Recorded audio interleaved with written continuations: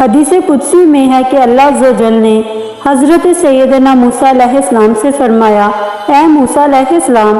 میں نے تورات شریف کو 5 باتوں پر ختم کیا ہے، اگر تم ان پر عمل کرو گے تو ہی تورات کا علم تمہیں نفع دے گا۔ اے موسیٰ علیہ السلام، ان میں سے پہلی بات یہ ہے کہ میں نے تمہارے لیے جو رزق مقرر کر دیا ہے، جب تک میرے خزانے میں کمی نہ دیکھو اسی حصے پر بھروسہ کرو۔ اے موسیٰ علیہ السلام، دوسری بات یہ ہے کہ جب تک میری حکومت کو زائل ہوتے نہ دیکھ لو تو دینی حکمران سے نہ ڈرو۔ اے موسیٰ علیہ السلام، تیسری بات یہ ہے کہ جب تک تم خود کو خلاف اولا سے خالی نہ پاؤ کسی کے عیب کی ٹو میں نہ پڑو۔ اے موسیٰ علیہ السلام، چوتھی بات یہ ہے کہ جب تک تمہاری روح تمہارے جسم میں رہے شیطان سے جنگ کرنا نہ چھوڑو۔ اے موسیٰ علیہ السلام، پانچویں بات یہ ہے کہ میرے عتاب سے بے خوف مت رہنا اگرچہ تم خود کو جنت میں پاؤ۔ حکمہ فرماتے ہیں، اے میرے بھائی، کسی کو اس کے عیب پر آر نہ دلاؤ، کیونکہ ڈر ہے کہ اللہ عز و جل اسے عافیت دے کر تمہیں اس میں مبتلا نہ فرما دے، اور جس فاسق کا فسق ظاہر ہو اس کی پردہ پوشی نہ کرو، اور نہ ہی اس کی جو علانیہ گناہ کرتا ہو اور اپنا گناہ چھپاتا نہ ہو۔ سرکار مدینہ، قرار قلب و سینہ، صاحب معطر پسینہ، صاحب نزول سکینہ، فیض گنجینہ، شہنشاہ مدینہ صلی اللہ علیہ وآلہ وسلم کا فرمان عالی شان ہے، جو شخص اپنے کسی بھائی کے پوشیدہ معاملے پر اطلاع پائے پھر اس کی پردہ پوشی کرے تو اللہ عز و جل اسے جنت میں داخل فرما دے گا۔ نبی کریم رؤوف الرحیم صلی اللہ علیہ وآلہ وسلم نے فرمایا، جو کسی مسلمان کی لغزش و غلطی معاف کرے گا اللہ عز و جل قیامت کے دن اس کی لغزش و غلطی معاف فرما دے گا۔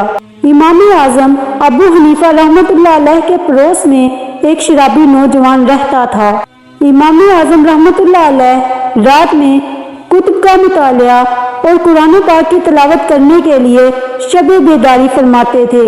آپ رحمۃ اللہ علیہ اور اس شرابی کے درمیان ایک دیوار حائل تھی۔ وہ نوجوان شراب پیتا اور یہ شعر پڑھا کرتا، جس کا ترجمہ کچھ یوں ہے، وہ جب بھی مجھ پر ظلم کرتے ہیں میں ان سے یہی کہتا ہوں، تم نے مجھے ضائع کر دیا، اور افسوس کیسے کریل جوان کو ضائع کر دیا۔ وہ اس شعر کو دہراتا رہتا، رفتہ رفتہ امام اعظم علیہ السلام اس کلام سے مانوس ہو گئے۔ ایک دن امام اعظم رحمۃ اللہ علیہ نے اس کی آواز نہ سنی تو فجر کے لیے جاتے وقت اس کے بارے میں معلوم کیا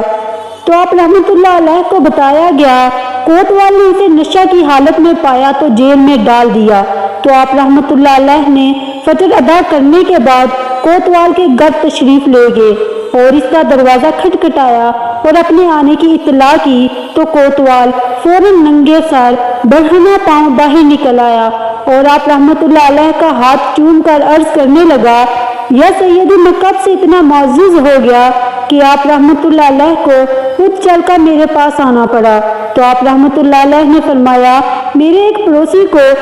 گزشتہ رات قید کر لیا گیا ہے، میں اس کے لیے آیا ہوں۔ کوتوال بولا، یا سیدی، میں آپ رحمۃ اللہ علیہ کو گواہ بناتا ہوں کہ میں نے اسے آزاد کر دیا، اور گزشتہ رات جتنے لوگوں کو بھی قید کیا گیا میں سب کو آزاد کر دیتا ہوں۔ پھر جب امام اعظم رحمۃ اللہ علیہ واپس لوٹے تو وہ شخص آپ رحمۃ اللہ علیہ کے ساتھ تھا۔ آپ اس کی طرف متوجہ ہوئے اور فرمایا، اے میرے بھائی، کیا ہم نے تمہیں ضائع کیا، اور کیا ہم نے تمہارے اس قول کہ انہوں نے مجھے ضائع کر دیا، اور افسوس کیسے کریل نوجوان کو ضائع کر دیا، کہ رعایت کرتے ہوئے ہم نے تمہارے حق کی پاسداری نہ کی؟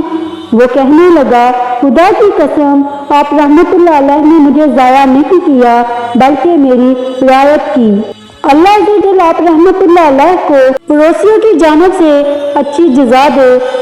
اور میں آپ رحمۃ اللہ علیہ کو گواہ بنا کر اللہ عز و جل کی بارگاہ میں توبہ کرتا ہوں۔ پھر آپ رحمۃ اللہ علیہ کی اتباع کرنے لگا اور مرتے دم تک اللہ عز و جل کی عبادت میں مشغول رہا۔